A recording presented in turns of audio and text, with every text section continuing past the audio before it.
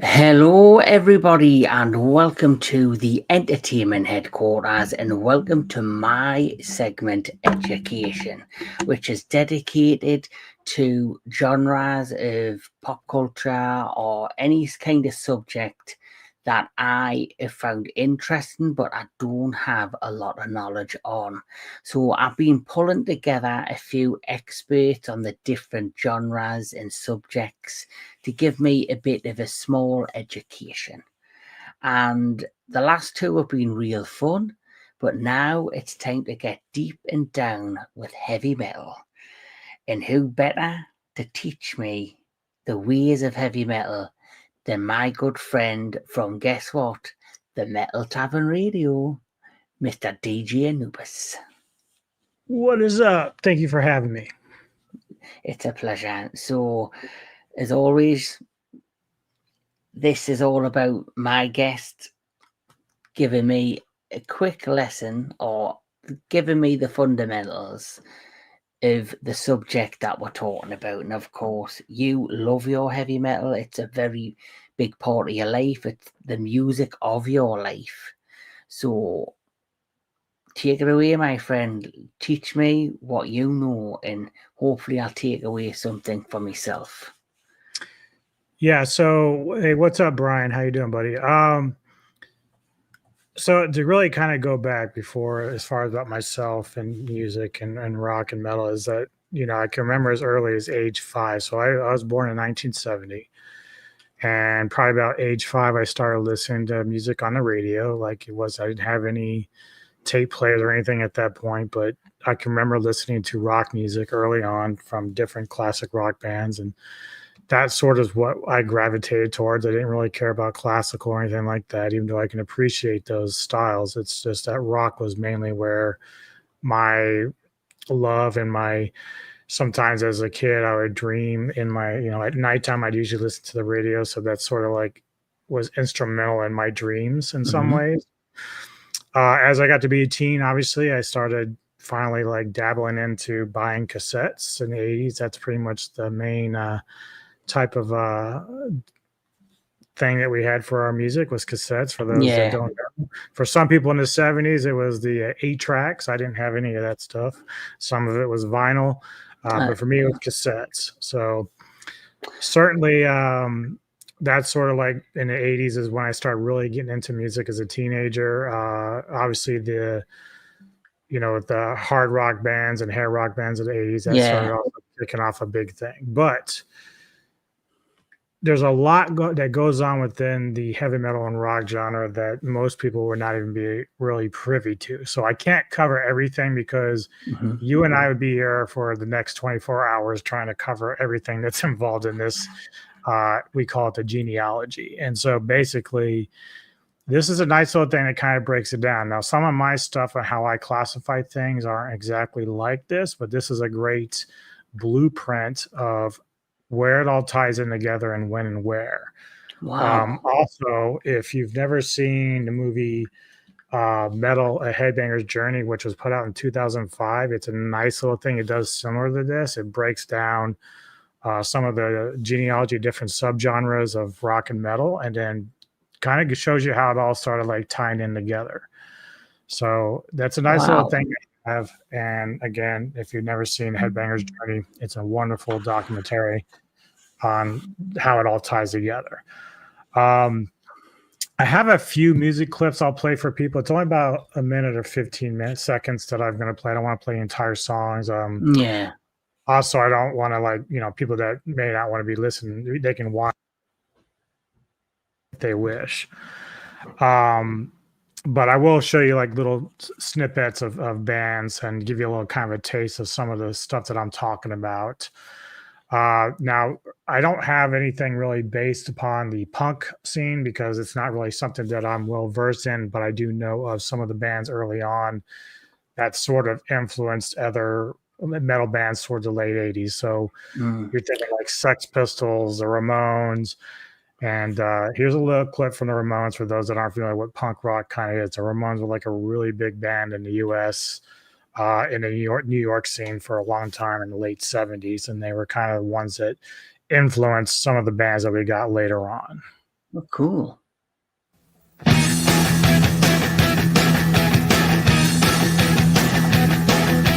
when it's 24 hours to go, I wanna be sedated.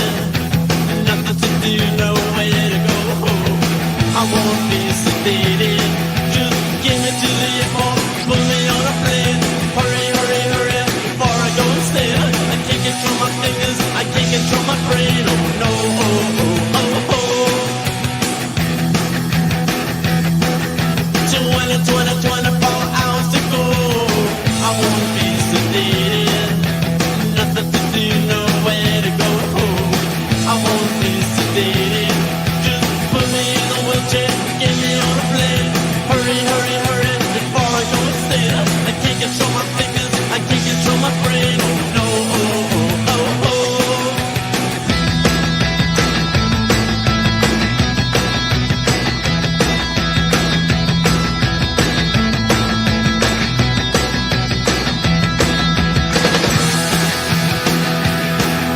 So when it's 24 hours to go,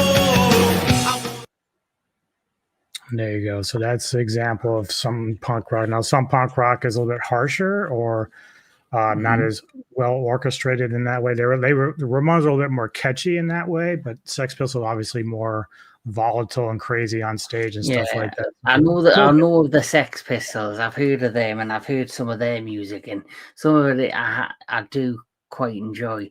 As you know, I'm a fan of Iron Maiden. Mhm. So, and I got into Iron Maiden through my father, who they are the band of his life. He absolutely loves them. So, as you know, in 2023, we ended up, me and my brother, because my dad had never seen Iron Maiden since he was a lot younger, because obviously life happens, had 2 young kids, had a house, had no jobs and responsibilities. So me and my dad in 2023, when Iron Maiden did the Future Past tour, we actually ended up taking them on tour, taking them to the tour. And I had never really been to a heavy metal concert for many, many years, or that I can remember. Linkin Park, I remember going to see Linkin Park, but nothing since then of that genre. And it was one of the best concerts I've ever been to in my life. Yeah, they're wonderful on stage. Neko and I saw Maiden for the first time. I think it was 2007, maybe not quite that old back. I'm trying to remember, but it was definitely the first time we'd seen. Was they were doing the Seventh Son entirety of the album and all their hits, and obviously it wasn't like back in their heyday, but still, they still at their age was still putting on amazing shows live, and so they're a great band. They're well known within the heavy metal community, an icon of sorts. And we were talking about it off stream earlier today that they deserve to be in the Rock and Roll Hall of Fame. But you know, for me, it's more important that they're in the Heavy Metal Hall of Fame, which really is kind of overdue. We kind of need like a legitimate Heavy Metal Hall of Fame, not just like in passing, but we need like a legitimate one that's organized and can actually show appreciation to not only those bands, but bands that would be somewhat swept under the rug. Now, as I showed you all with this particular genealogy, there's differences on how they classify certain bands and when. So I'm going to kind of go by some of how I felt when I was growing up, like how I look at the birth of heavy metal and rock. And so the first group that I would put is basically what I would call classic rock. And these are, now this is before Priest actually became more metal ingrained with their sound. Back in the 70s, a lot of people didn't even know, including myself at one point, that Priest kind of started out a little bit more bluesy rock than it was. It didn't, before they eventually evolved into the heavy metal hard rock band that they were.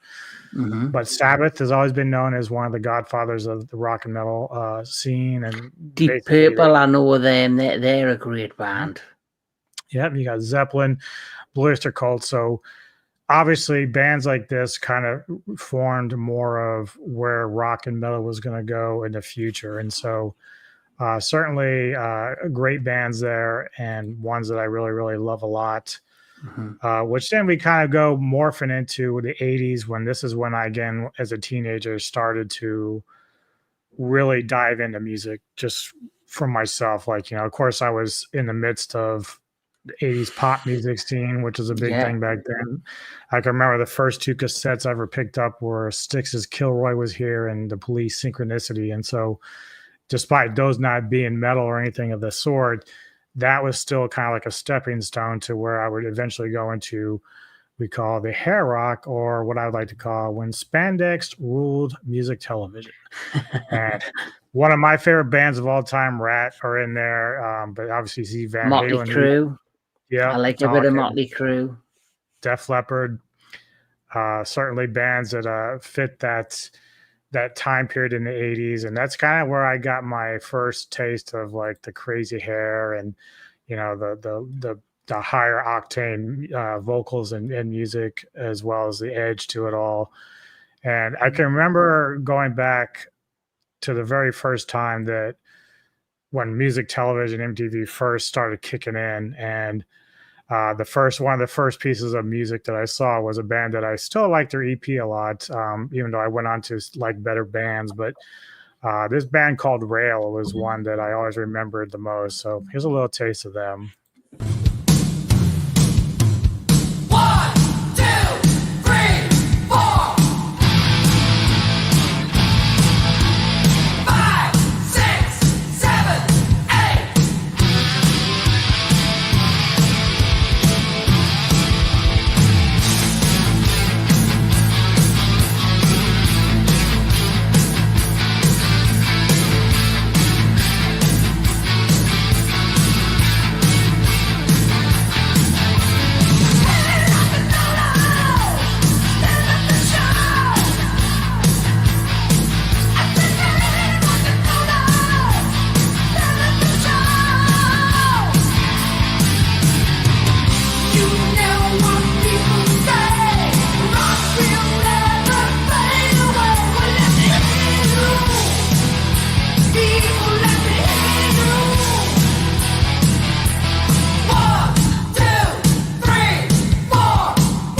Really like this one, Anubis. Rock and roll.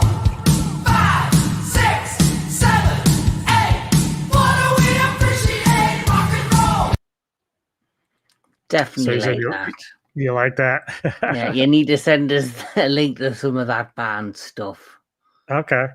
Yeah, it's funny because, you know, I think they came out of the Seattle scene in the 80s, early 80s. And even though they kind of got overshadowed by some of the LA bands like Rat and Motley Crue and all of them that were around the same time, it's like that song I could just always remember, especially with the singer playing with his moon boots on. I always thought that was a funny thing. But yeah, it's a really good song. And it was initially a 4-song EP from the band Rail, and it was really, really good. I love every song on there. But everything since then, they kind of just fizzled out after that. But still a very fun band. A lot of fun looking at. Obviously, when it came for the hard rock, you know, you also got the mixture of heavy metal. So you brought up Maiden and Judas Priest, of course. I said in the 80s started becoming more and more aggressive in their sound. But, you know, to some degree, Priest, like for the album Turbo, was more geared toward the hard hair rock era because they were kind of just trying to find that sound. Eventually, they went back a couple of years later towards the early 90s when they made Painkiller, and that became, again, a much heavier record, which they went back to the heavy metal roots. But certainly heavy metal is basically what I would like to call lost in translation, especially during this period, because you had a lot of bands that were easily confused as hard hair rock, but their sound was more ingrained in heavy metal itself. So has similarities, but not quite the same. Motorhead's a brilliant band. Yes, Lemmy. And funny thing is, Lemmy was also, and I don't know if you're familiar with the band Hawkwind, but he was a bassist for them early on in their career in the 70s. Oh, cool. So before he went and formed Motorhead, he was also part of another band that I really enjoyed out of the UK. Didn't he die literally doing what he loved? Because basically he got diagnosed with cancer and then he was on tour, and he went backstage and he died or something. But it was after the concert was over.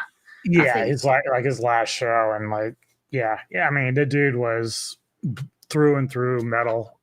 He lived for it, and he was always, much like Ozzy, a big icon in the industry for a very long time, and a lot of people like revere him as one of the icons in heavy metal. And you spoke of Maiden, so let's give people a little bit of taste of some Iron Maiden. Cool. Play with madness.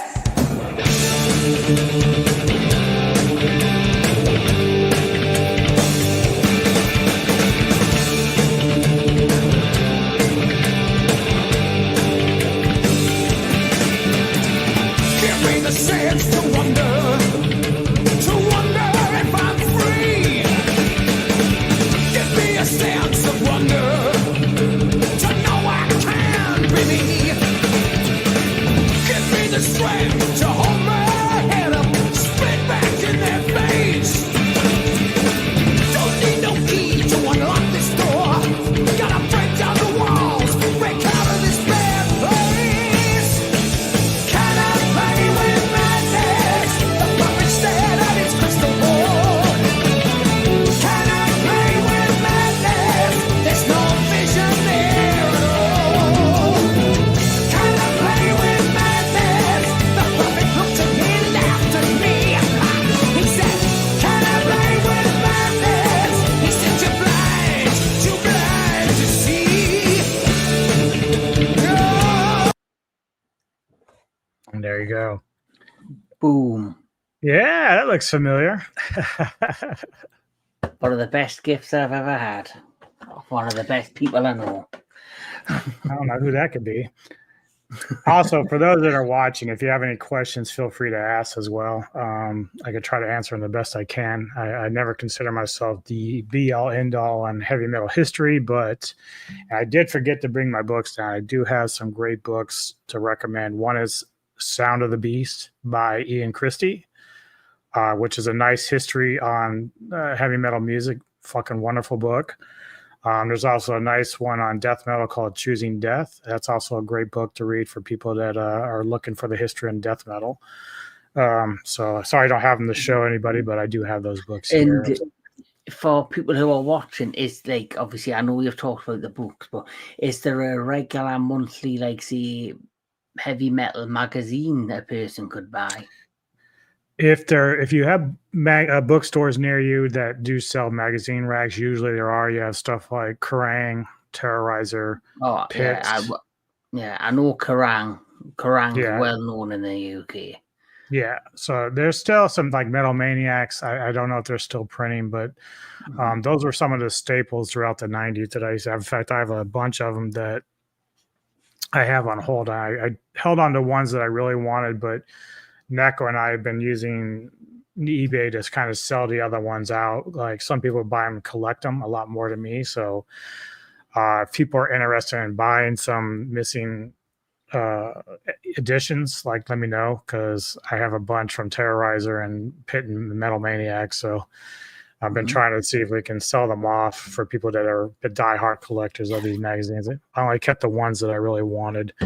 Usually with bands or members that have passed away, like it just means a lot more to me at that point with that. Yeah. But yeah, the funny thing about Maiden too is that, again, when we go back to their origins, so the first couple records they had was really based more into the punk rock scene. This is before Dickinson took over as a vocalist. Yeah, Dickinson, yeah. But the band itself, like, you know, even though that song is a little bit more straightforward, they do have a bit of a progressive quality about them in some of their music. And so that could either turn people off or, you know, keep them interested in the sound because they want to mix it up and stuff like that. So I think as well, whoever their business manager is, I think he's a very smart man because he keeps Iron Maiden in the forefront of the fans' mind, because you can actually download. They've actually got their own mobile game based on their mascot Eddie. And speaking of Dickinson, the lead singer, they've obviously got the Iron Maiden beer, which is which is quite popular in the UK, and he was actually doing something like an audience with him, where he was doing like a mini concert, maybe 3 or 4 songs, but he was promoting the new beer. So he was doing it around different breweries here in the UK. And it was something we were really thinking of treating me dad to, but the tickets are sold out. Having a beer with Dickinson and listening to his stories about his career with the band would have just been an epic experience. And the other thing is that some people may not know is Bruce Dickinson is actually a pilot. So he flies their jumbo jet, which has Iron Maiden logo and everything on the side of the plane. They have a plane, and he's the one that flies it from on tour. So he's the one that's actually the pilot. So that's a pretty impressive thing. The guy can actually fly planes. I'm like, that's impressive. Yeah, definitely. I had to kind of go back and try to see if I can find when he started doing that, because imagine Bruce with his long hair just getting into the pilot seat. It's like, let's go. Yeah, my dad is just the biggest fan. He's got every DVD, he's got every tour t-shirt, even though he doesn't go, he buys them off the website. He's got all the DVDs, he's got magazines, he's got everything. He's even got the big keg, but the Iron Maiden ones, he loves them. And they're actually going on tour again, I believe. Doesn't surprise me. The Days of Future Past tour literally was like a 4-year tour. It's just ended. They've only had 2 months off, and then they're doing this new tour. But I do know one of the original members, he's retiring. And they brought in a new. And I think it's the drummer. Did he retire or die? I can't remember. No, he had it. I know when we were actually in Leeds visiting them and like seeing them in concert. I think the week before, the drummer was absent, and they had to bring somebody in for one night. Then he continued the tour, and it was like halfway through the tour, he announced he had a massive stroke. Oh, yeah. But then he was that dedicated. He came and he's finished the full tour. But he said after the Days of Future Past tour, that's going to be his last tour with the band, because clearly he's going to have to look after his health. Oh, yeah. But it just shows you how hardcore these people must be, and the passion and the drive that they have for their fans. Yeah, I mean, and sometimes, like, when we're going to get ready to jump into the thrash genre here, where sometimes bands, like, you may not think too much of them about on their records. Like, they might be good on record, but their live shows are what really set them apart. And I think Maiden is kind of like that. One thing I always know that Maiden and Priest are those are the kind of bands where their live shows are just something else. Like, it's a whole other world, and it's really, really impressive. Oh, like, yeah, the Iron Maiden band, like, it was like they had different things keep coming out on the stage. Like, you had different versions of the mascot Eddie from different eras. They had the samurai one that came out. They had the one that was all futuristic with the eye patch and the gun going around just blasting the fans. It was hilarious. But my dad was just in his element. Yep. And the thing is, like, you get to a certain point where basically we talked about punk rock and stuff like that. Well, there became a point in the mid to late 80s where punk and became a little fat. It got crossed over into the thrash genre. We started getting into the thrash genre, and really kind of starting a lot of the early 80s a little bit when Metallica came out, because Metallica has always been known to be the main guys that turn up the dial to 11. Basically, this is the band that's really sped up the whole scene in terms of the music. Of course, it birthed Anthrax, Slayer, Exodus, band that I really love, Lost Rocket, of course. I've heard of Slayer, and I've heard of Anthrax. Oh, and of course, obviously, you said Metallica. Mm-hmm. I think out of all of them, Metallica, is that probably the biggest of the names there? Or? Easily. Yeah. And they're always considered like the godfathers of thrash, basically. Mm-hmm. Obviously, other bands, you know, that had come along that try to like we talked about the big four. You have Metallica, Megadeth, Slayer, and Anthrax. Those were like really the big ones of the 80s. But then everybody else like Testament and Laz Rocket and so on were also there, part of that. So here is a little taste of some thrash. This actually is from a band from the late 80s. It still just got reformed not too long ago called Forbidden, and I had the pleasure of interviewing the new singer Forbidden. We also got to see him. We got to see him last year at MBF. Great dude, Norman is. This is, of course, their older singer, but the song is called Step by Step, and this is Forbidden.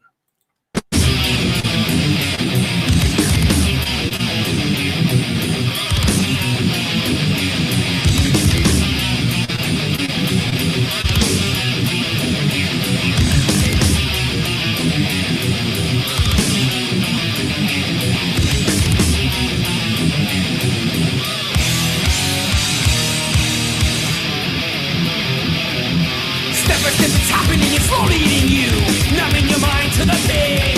You broke the rules, the pain is cruel. Selfish road, you paved the way.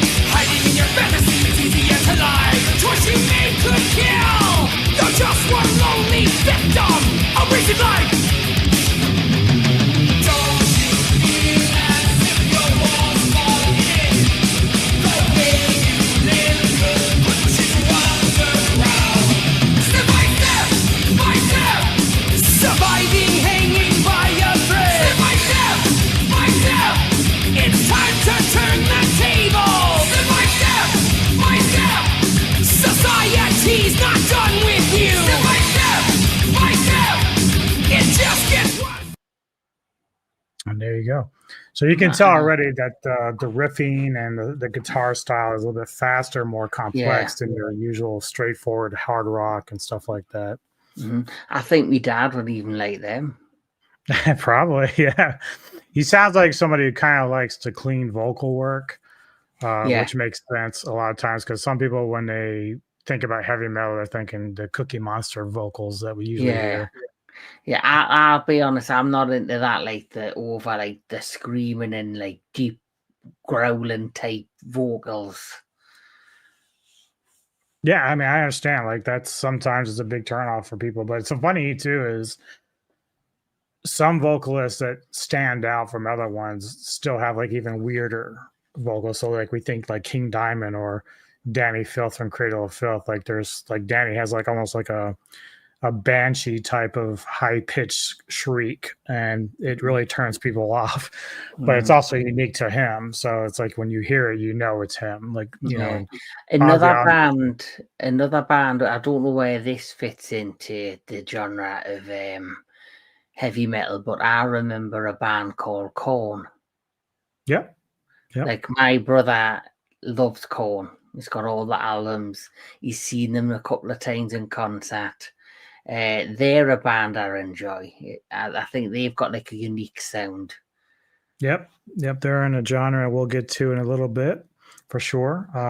In fact, I'll have a pretty good story about that as well. So close to what, you know, heavy metal and of course thrash.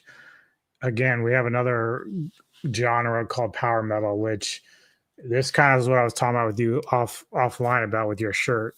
Power metal, a lot of times their lyrical content is kind of based around like Tolkien fantasy stuff like dragons and knights and stuff like that. It's really kind of like their so a lot of their imagery on their artwork as well as their lyrical content is based upon fantasy stuff. So those would also include bands like Halloween, Iced Earth, Primal Fear, Running Wild, Blind Guardian. These are some of the earliest ones that we had around the 80s and 90s.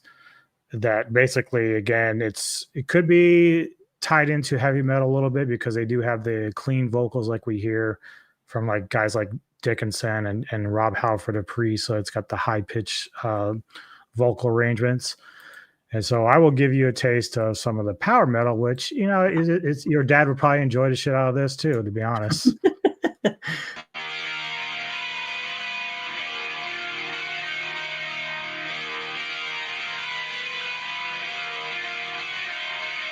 Desperate,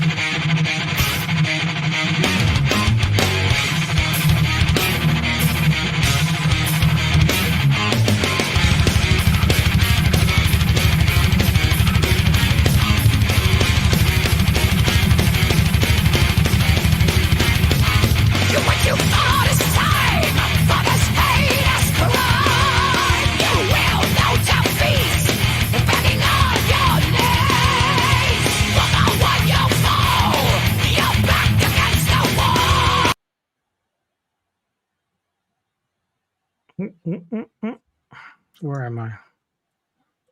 Sorry, guys. So yeah, I have to move you over here. Why? There we go. I'm fucking around too much. So yeah, there you go. So that's basically an example of power metal. The Iced Earth, of course, with Ripper Owens, which they've kind of gone through some vocalist changes over the years as well. Oh, look, here we go. What? Oh, you already did. All right, there we go. Thank you, Owen, very much. I should know. He's the host. He should be able to control this. I can't do it. I'm new to this. I'm just new to this. But yeah, that's interesting. The fact that the power metal is based on fantasy, I find that really quite intriguing. So yeah, Iced Earth, you know, they kind of do dabble a little bit into a little bit of political area, but like the Reckoning, I think during that album they were kind of talking about like the Civil War and stuff like that. But stuff like Blind Guardian, you know, Halloween and stuff like that, they really kind of were starting out as singing about basically like Dungeons and Dragons, Tolkien, and stuff like that. Now, some of that stuff, like in terms of lyrical content and ideology, kind of seeped into some of the black metal stuff as well. Rock and roll forever. Yo, my brother. By the way, I caught some of your stream. Gonna watch the rest of it later. Really good stuff. Keep doing it. Jedi is kicking ass. Jedi is kicking ass. It's gonna put us out of a job. I know, right? Like, what's up with that? All these youngins, like Alvin, all of them are gonna start taking over. We're done. We're finished. Yeah. So yeah, obviously, you know, for me as a teen in the late '80s, thrash became a big thing. Laws Rocket, Metallica, etc. And then like even bands like Sepultura, which were starting to move into more death thrash, and this is where it kind of gets interesting, because now we're starting to introduce rough vocals a little bit more into the thrash type of vibes and riffage and stuff like that. So that kind of opened a door. Like Sepultura kind of opened the door to death metal, as well as bands like Morbid Angel. This is where I basically said Cookie Monster has entered the building.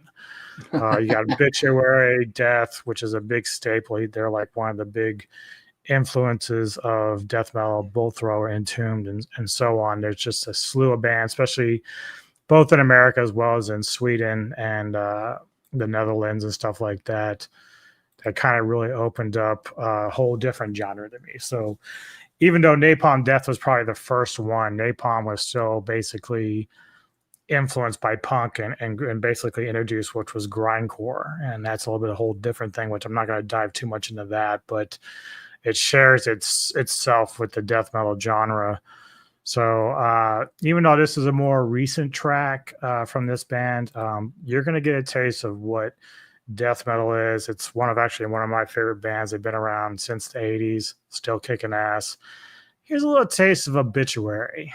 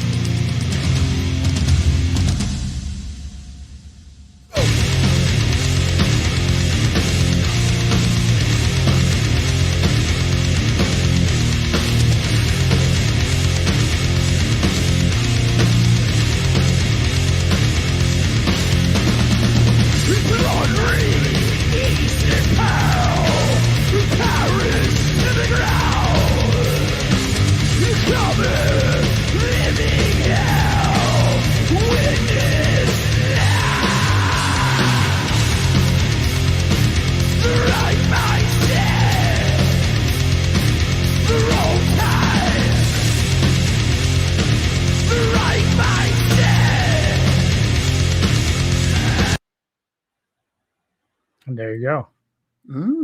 Interesting. The music is brilliant. Like, yeah, and like thing is, like, even for drums and- them, like some of their like that's probably a little bit more easy going for most people. Like you probably can get into that a lot, but whereas like some of the earlier stuff, a little bit more drawn out. At the time, Donald Tardy, the singer, was a little harder to understand. Like, and they did that on purpose because they didn't really want people to understand what he was singing lyrically. They so he was trying to. His vocals were really crazy. So, yeah. Ulvin's got a question for you. Is Powerwolf one of your favorite heavy metal bands? Not one of my favorites. I do enjoy them a lot. They do a lot of great covers. They do a great cover of Black Sabbath. They do a great cover of Judas Priest's Nightcrawler.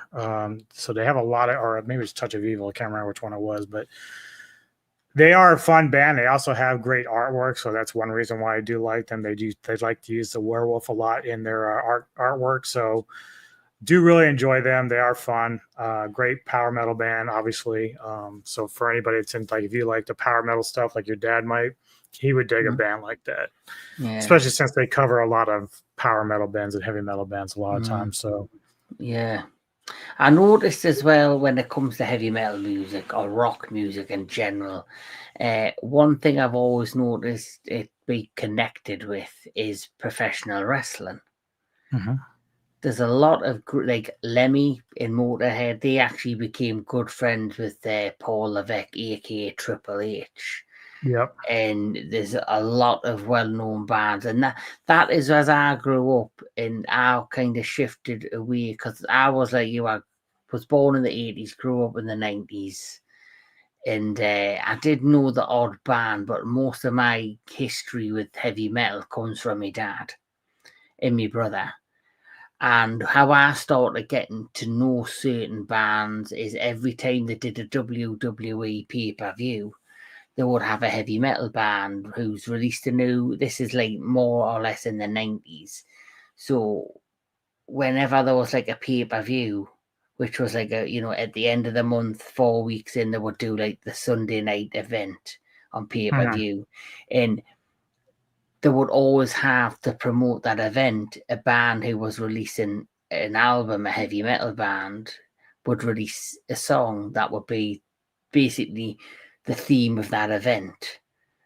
And that's kind of how I also was heavily got to know a lot of more bands throughout. Yeah.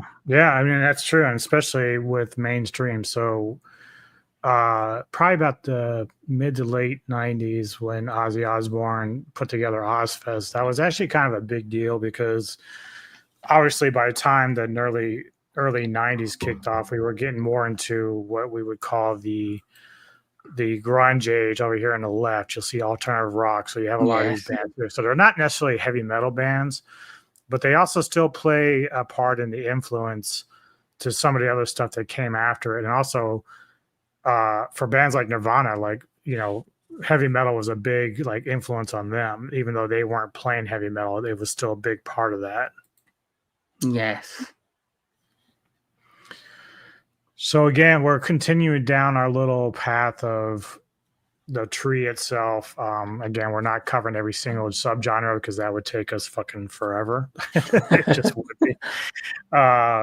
But you can kind of see where bands start to influence one another in one way or the other. So, for instance, for Napalm Death, Lee Dorian, who used to be the original singer before Barney came along, after he left Napalm Death, which was more death grindcore, he created a band called Cathedral, which plays more of like a death doom type style. So, and unlike, the thrash where we turn the dial up to 11, with doom, we're basically turning the dial down to 1. We're slowing it down. We're going to drag the Pentagram.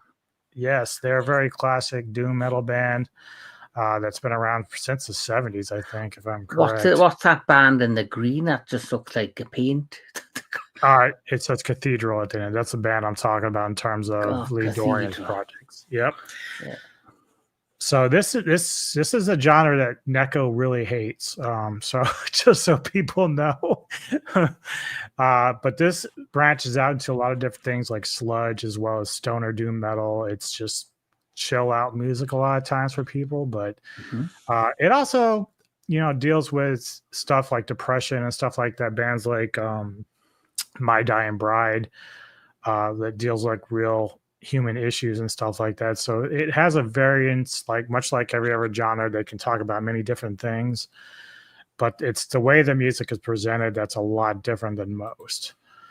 So we're going to give you a taste of a band called Electric Wizard, and you'll get to see what they sound like. Electric Wizard.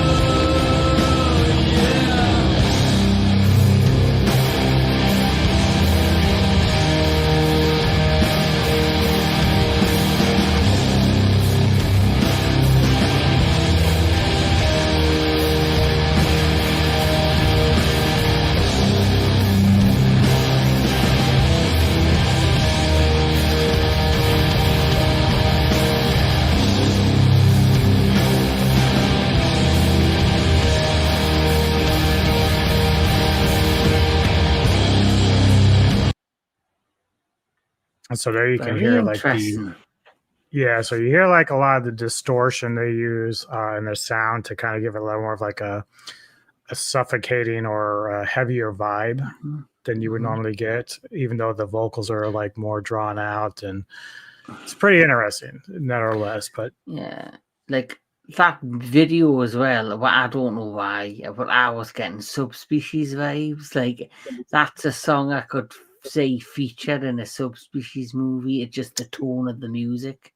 yeah, I'm actually thinking, I think the video footage actually comes from the movie Vampires from the late 70s, and then they remade one same thing. So definitely up your alley if you like it visually in terms of the visuals there of the vampires.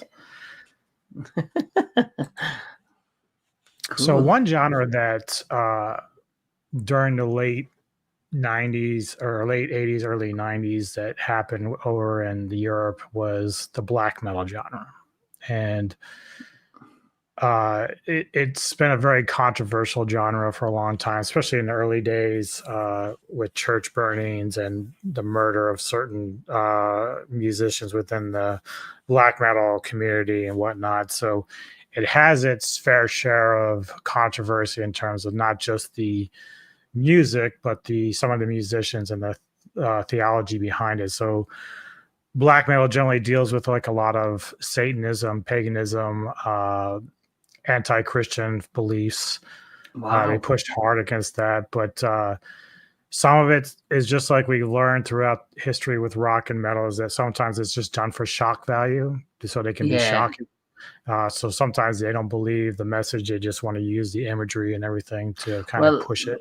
This sounds weird, but we were covering a show called Hysteria, and what you're talking about sounds very similar to what the theme to that show was about. Yep.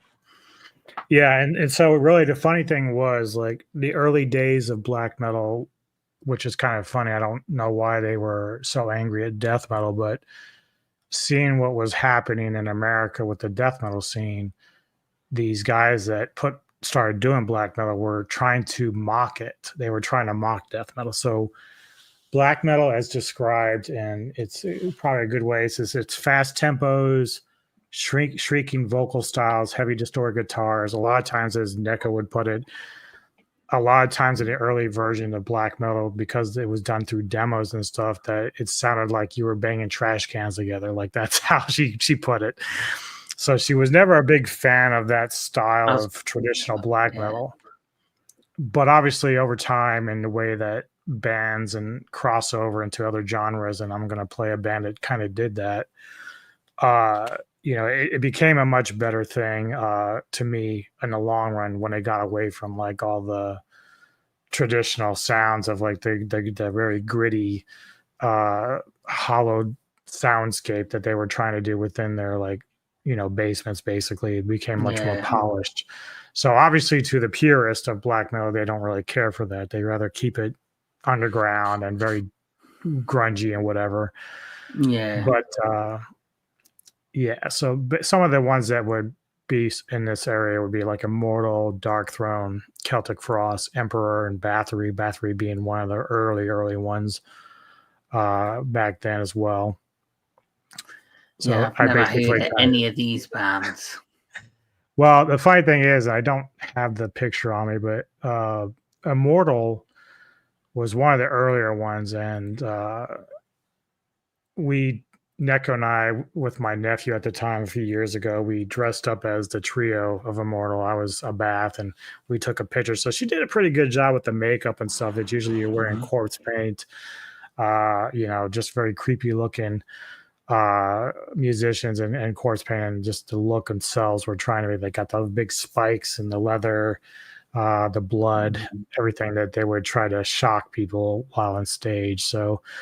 But, black metal itself has kind of evolved over the years and really kind of gotten better in my mind. Even for Enslaved, who is like one of my favorite bands that started out more in that traditional black metal vibe, they just slowly progressed over and over. So if anyone ever saw the video I did where I was kind of celebrating the Sci-Fi Society with that kind of psychedelic band that was in the background between takes, like between videos I was making, that was Enslaved. That's the modern day Enslaved, where they've progressed beyond what they once were.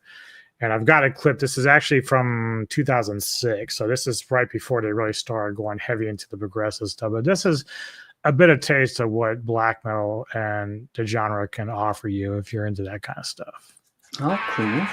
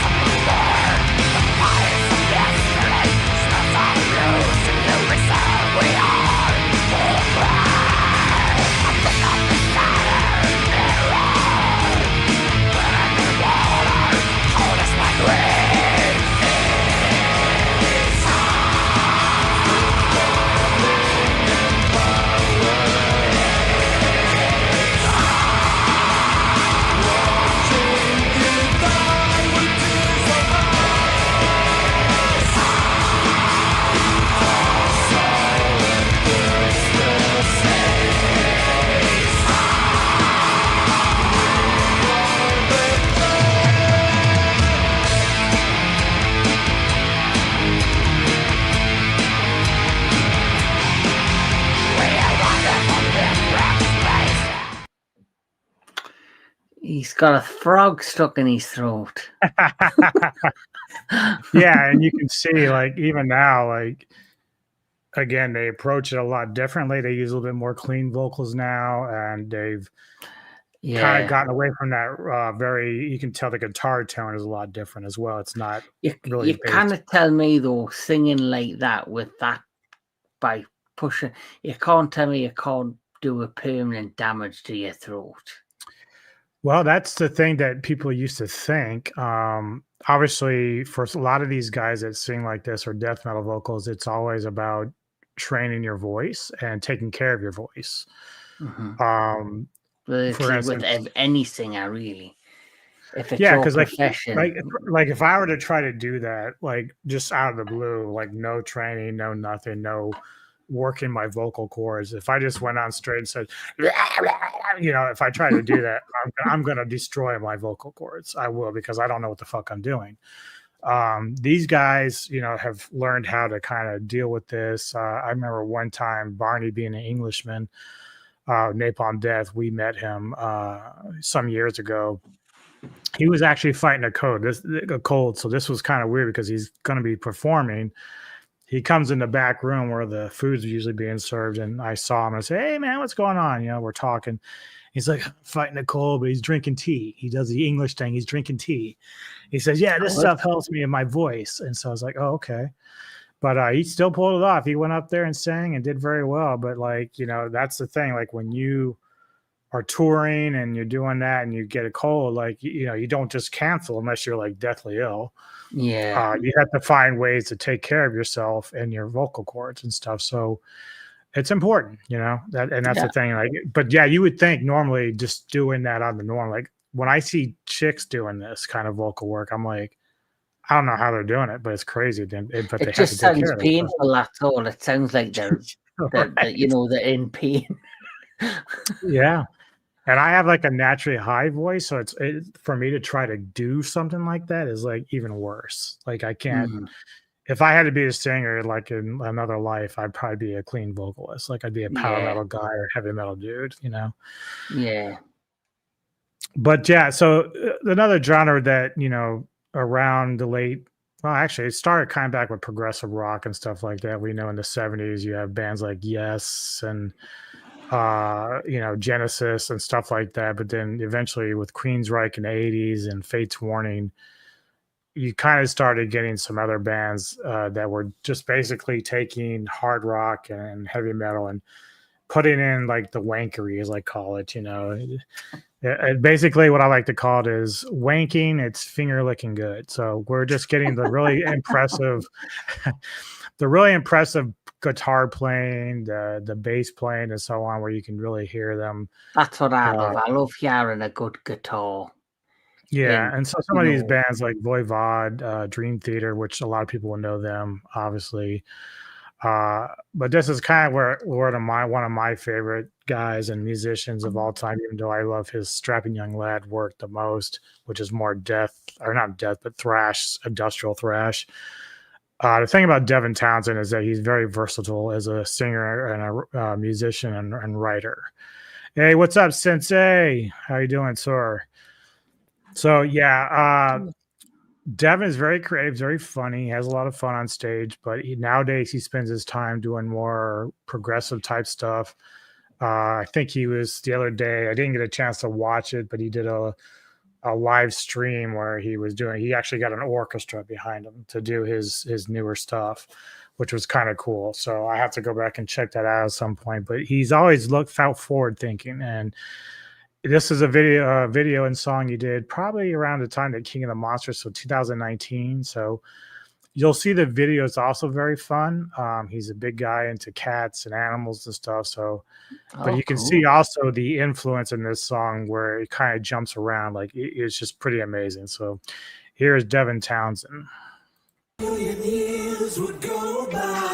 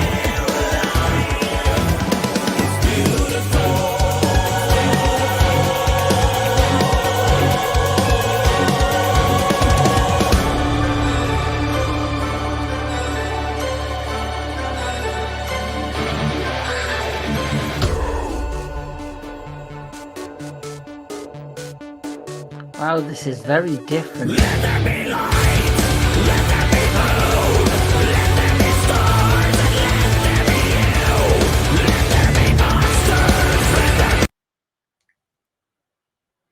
There you go. Very different to what I was expecting, to be fair. Yeah. Now, granted, if you were to listen to a song or a video from Strapping Young Lad, it's pretty much what you would hear like in the thrash, era stuff. So, hey, we got another Motorhead guy. Hell yeah.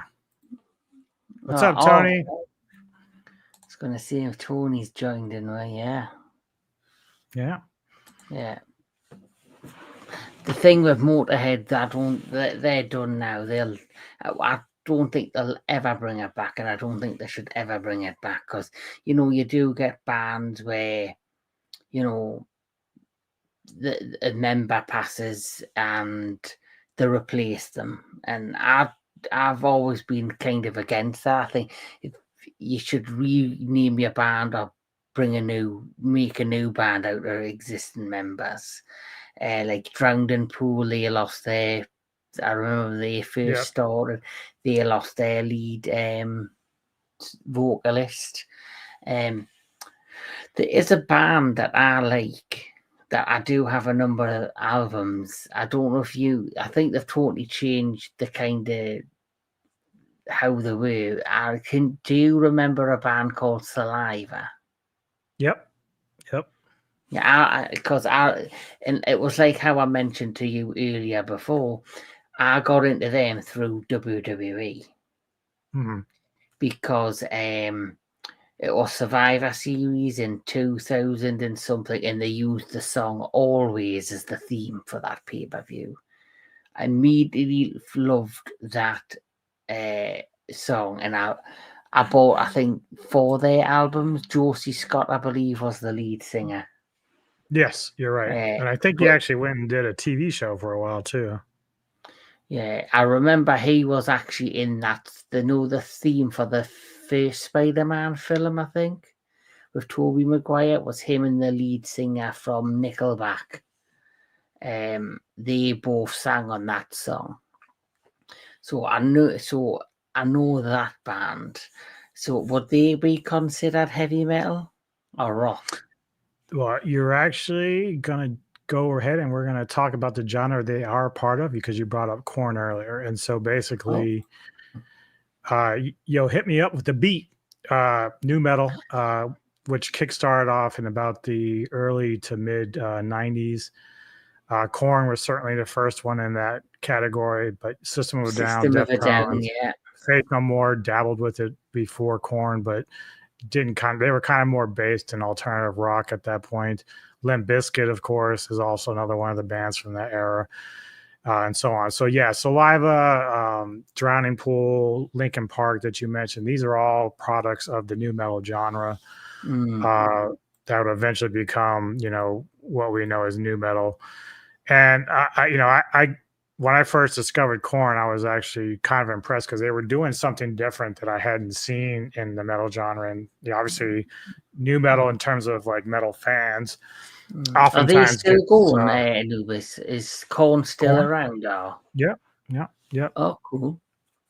But a lot of diehard metalheads, I mean, it's kind of softened since then, but a lot of diehards for a long time hated new metal. They didn't like it, because one thing about new metal is they kind of stripped away a lot of the solo work, although some of them are bringing it back in. But they, obviously Korn took what Anthrax and Public Enemy did, or Faith No More, and they just made that their staple sound. They made like hip hop part of their actual songwriting. So it was a lot more funky and stuff like that. So new metal just doesn't do what traditional metal does. But even now for like the Deftones, who despite kind of having their roots in new metal have kind of progressed onto post rock almost. So I do have a little bit of a track from them. This is still when they were kind of dabbling with new metal stuff, but this is when they were kind of also branching out of that genre. So post rock to me is a lot like Muse or Radiohead, later Radiohead, stuff like that. So, yeah. So this is kind of like off of White Pony. This is called Digital Bath. Yeah, that's like more modern metal that I hear today. Yep. Like you mentioned, Korn, stuff like that, Saliva, where it's like trying to it's like metal, but it's also metal that's trying to, I think, cross over in many ways to mainstream. I don't know if that's the right way to look at it. No, it is. And that's how they kind of ride that line. Korn and them all kind of base themselves on the mainstream rock metal circuit. So that's another reason why some metalheads get upset, because they feel like, well, that's not really the best that metal has to offer. Because we think, like for me, I think about all the underground stuff. Like if I were to tell you, so one of the big bands like in the early 2000s was a band called Evanescence. Yeah, Evanescence. I was thinking that he's the lead singer of them, I think. Amy Lee, yep. So good band. But if I tell you that Lacuna Coil, who was around much longer and they were actually much better, deserve more attention, then that's just me kind of showing my bias because I love Lacuna Coil. And they are great. And Lacuna Coil has built up a base since then over the years. But the time when Evanescence got all that publicity and the popularity, like I'm kind of like, yeah, they're good, but you know, here's Lacuna Coil, man, they're way better. When I think of Evanescence, what I remember when they first started hitting it big, there was that one particular song that was also part of the Daredevil soundtrack with Ben Affleck. That was my first introduction to them. But then obviously I actually bought their album because I loved that when I liked their set. But I think I've only ever bought maybe 2 or 3 of their albums. After that, I kind of forgotten about them, if I'm honest. I think the earlier work, the stuff they're known for the most, unless you're a diehard fan and you follow them from day from day one. To date, they've only done like 3 or 4 records in total. So they've been large gaps, but I think they've had issues with their like keeping band members there and stuff. Like she had a falling out with the main guy that helped create the band and stuff like that. So it's always been kind of a weird dynamic with the band and their members and stuff like that. Mm-hmm.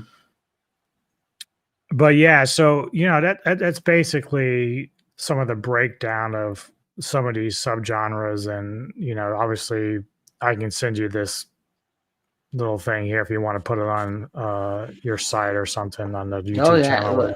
It will be some. Yeah, I could definitely put it up and actually keep it for myself, so I know if there's ever a band that I'm looking for, I know which genre of metal it's a part of. Exactly. I do have a couple more examples. This is more just me kind of sharing my love for my friends who are in these bands. Obviously, for most of those that watch my regular intro from the start of my YouTube channel, I'm friends with the guys of No Moss, based off of their influence from Napalm Death to like grindcore and stuff. But now they're kind of more going towards death metal. But this video that was taken about 2 or 3 years ago, Neko and I were there for the filming of it, although I don't think you see us in this clip. But it was fun making the video for them. It's like the first real video they made for themselves. So it's called Deny Disguise. Here you go.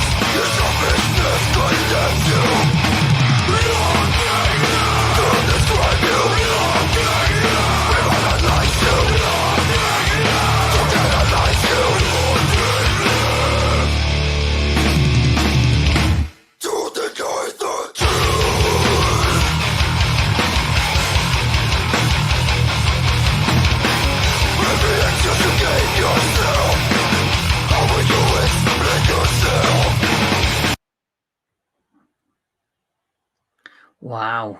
And you were actually there and that was getting filmed. Oh yeah, dude. They'd be fucking honored. Like they told me I can use any of their material at any time. So that's how much I love them and they love me. So I've known John the guitarist for since 1999. So that dude's been through a lot of different bands. But this is his most promising project since he started No Moss. And so I'm really happy for him. They're actually on tour throughout the US right now with Wormrot, and they're coming back to Maryland Death Fest this year. So we'll be seeing them with Oxygen Destroyer, which I'm going to show you a clip from Jordan's band, which I know that Kevin's a little bit familiar with because I use one of their songs in my Kaiju segment series intro. So their last record, long ass song. Yeah, this won't be near as long as that, but because it's just a clip. But They used their last album as sort of like because they try to go into concepts a little bit. So usually Godzilla, Mothra, Kaiju, and stuff like that. But this one was centered around Gamera. And so here's a little taste of some Oxygen Destroyer.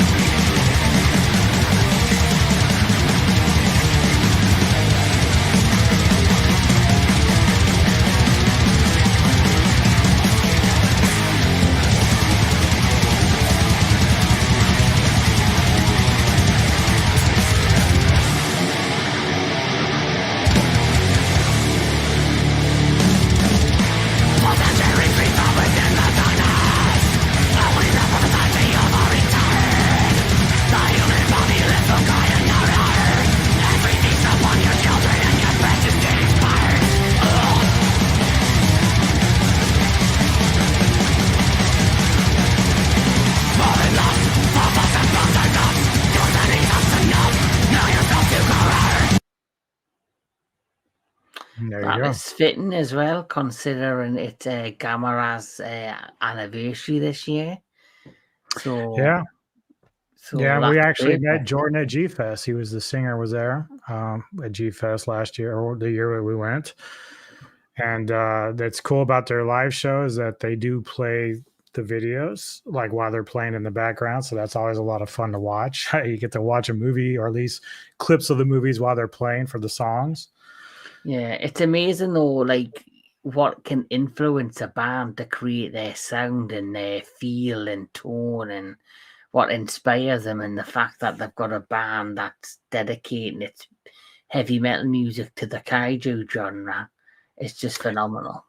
Yeah, it's basically, in fact, they're one of the few that basically call themselves kaiju metal. Like, there's very few bands that dedicate themselves as much as they do to kaijus and monsters and giant monsters like that. So it's always awesome. When I discovered it, I was like, this is amazing. Like, this is like a dream come true because of how much we love Godzilla and stuff like that. I've seen like people with the t-shirt. They've always got the green Oxygen Destroyer logo. Yeah. And then they've always got like a black and white picture and that, and it's always like a kaiju scene. So it's just amazing artwork. And speaking about metal, let's talk about some of the. Do you have any favorite album covers from some of your favorite bands? Ooh, man, because that's so. The artwork on some of their covers is just phenomenal.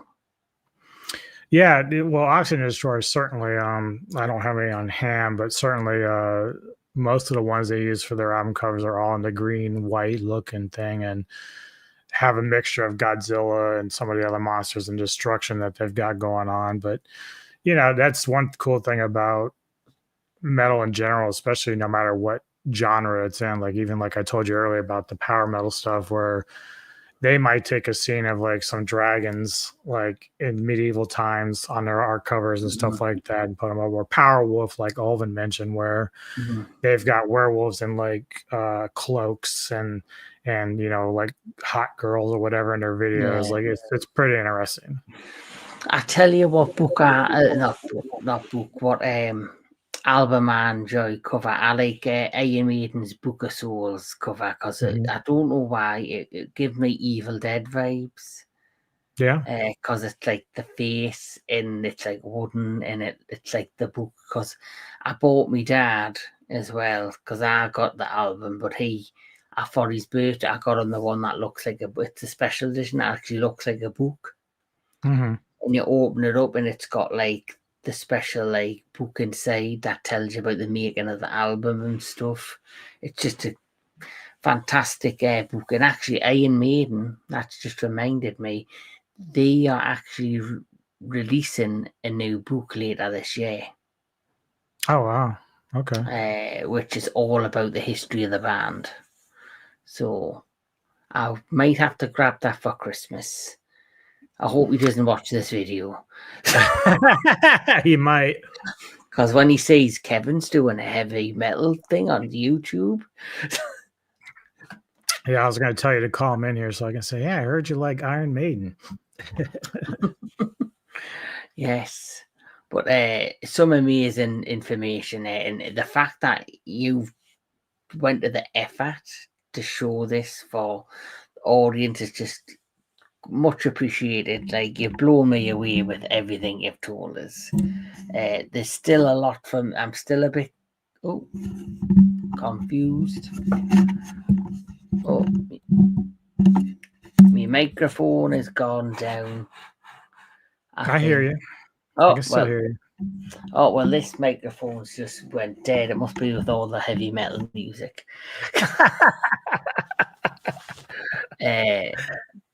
But yeah, the funny thing is, like, even the genres I did touch on is just the tip of the iceberg. There's so much out there, and with all the crossover now, it's like even today there's people that will create subgenres. And I just lost him in the video, but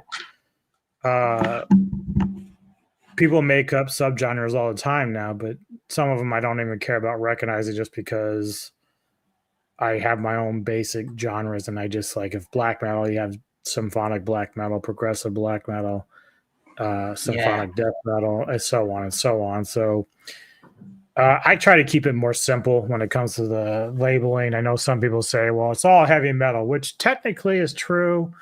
But at the same time, if you were to come to me and say, and I always use this argument whenever people say that, oh, we don't need to have subgenres, but if you came to me and said, hey, I like Iron Maiden, so give me a band that sounds like Iron Maiden. Well, I can't tell you to listen to Cannibal Corpse because they sound nothing like Iron Maiden. So like, you have to have subgenres. You got to have it.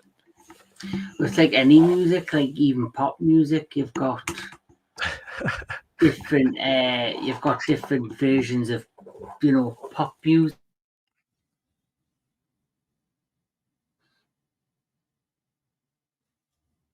You muted yourself? Or did you just lose? There you go. Hello. See, this is what happens. I invite Anubis on to educate me on heavy metal, and the heavy metal destroys me fucking channel. It's the number of the beast. It's infected his computer. It's weird that the power went off. My mic went off, my camera went off. Now the power's come back on and everything's back on. It's weird. That was just weird. But hey ho, that's the way things go when you go live. Doomed. I'm sure I've got that tattoo on my arse.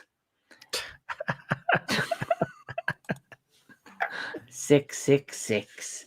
Anyway, like I was trying to say, like, there's so much that you've educated. I'm so impressed with the amount of effort you went in for tonight's stream. I truly appreciate it. I definitely want you to send us them images in that band that you had put on earlier. Definitely one of the earlier ones you listened to as a young kid. I definitely want you to send us the link to them, because I definitely think that's something I could share with my dad.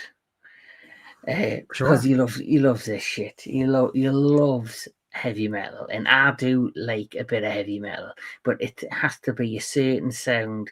Iron Maiden, absolutely love them. Ace, I've mentioned them. I absolutely love Motorhead. Korn can get away with them. Linkin Park. So would Linkin Park? So if my knowledge is it, would Linkin Park be in with new metal? Yeah, although I kind of debate with Nick all the time, because Linkin Park to me was a little bit more softer. They're more rock oriented, so like they're not quite as metal as most bands are in that genre, but because the first song they released, One Step Closer, was definitely in that new metal vibe. So that's why they kind of get thrown in with that. But I've always seen them a little bit more as a rock band after that album. So, people like argue with me about that. But I'm like, if you want to consider them new metal, go for it. I don't care. Yeah. So is Yeah, there any? well, I was streaming on my channel too, so that's probably why. So even though this is happening on his channel, I did stream it to mine, so that's probably why. Yeah, we're cross promotion. What can we say? Cross promotion. Exactly. Is there anything else that you feel like you've missed out on, or anything else you want to tell me about heavy metal? Because so far, I feel like I know the subgenres. I feel like I've just got the tip of the iceberg. We could be here for 9 hours.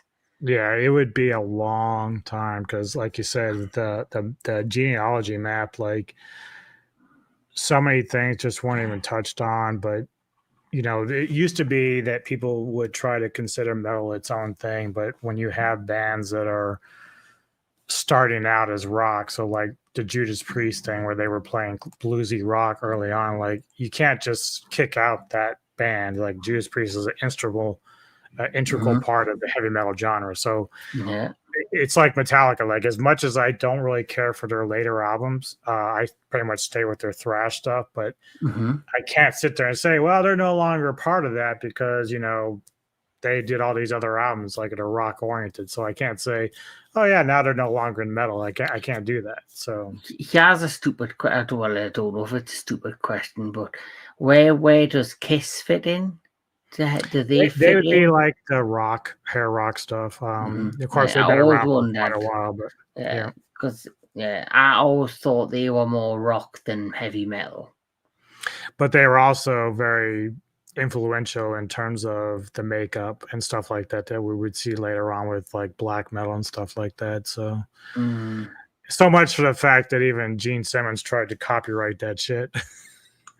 The only way he would, that guy's always copyrighting shit. We did that. That's us. Well, apparently he is quite a small businessman. I don't know if that's true or not. But anyway, my good friend Anubis, thank you once again for helping me educate me on the beginnings. I'm going to say the beginnings of heavy metal, because this is just my little introduction to the genre. And you never know, I could end up doing something else on education where you give us a lesson 2 or something later on if you want to go in even deeper with the music.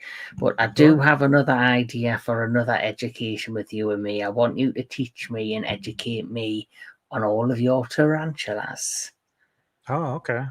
Because I know you do your own segment, but I thought for anybody that's on my channel who follows me that doesn't have any information or would like to be interested in the world of tarantulas, you're the perfect person to get that down and dusted with. So is there anything you'd like to mention that's coming on the Metal Tavern Radio? Yeah, so right now, tomorrow, I'll be getting together with Jedi Grand Vale for Vintage Cult Cinema as we're going to review the movie, the Gumball Rally. And then Tuesday, I will be getting together with Samurai and author Rick Myers for another episode of Action Film Autopsy, which Rick basically gives his rundown on the shows and movies he's watched over the course of the month. Tony and I will have to talk because I've got a lot of stuff going on during the day with my mother-in-law. I've got to take her to some appointments. So I meant to hit up Tony and talk about doing Ghouls later in the evening. Both our shows, we have to kind of decide on what we're doing. I can't remember if I even gave anything out yet, but I'll get together with him. But we should normally get that done. Maybe we'll even do it Thursday day, maybe if he's available. But if you're not following us for the Ghouls at Midnight, he and I alternate picks much like you and I do for cinematic. And we just kind of bust them out to get them out there. We love talking movies. And so he and I have been doing this for a while now. In fact, once we get to 50, which might be happening soon, we're going to do a live one where we're going to also be giving away giveaways. So we have some things we're going to give away for that. So we got a lot going on with that 50th episode that we're going to try to have fun with. I think Tony was right. He said the 50th could be the substance. Could be, because I know we want to make it special and get some people on there, maybe including yourself. So the substance would be a good choice. Well, I would love to do the substance with you guys. Friday, obviously on your channel, Into the Darkness again. We just did the Wreck franchise, which was amazing. But we'll be doing, for celebrating Anthony's birthday, we're going to be doing the Tremors franchise, which I don't know if I wish. Too bad Nico's working that day. She does love Tremors a lot, but we'll be doing that. And then later in the evening, I'll be getting together with Big Bad Wolf from my Kaiju Spotlight, where I'll be talking about King Caesar with him, and that's his kaiju that we've lined up for that. Oven is so is my penis. What are you guys talking about over there? How did penises get wrapped into this?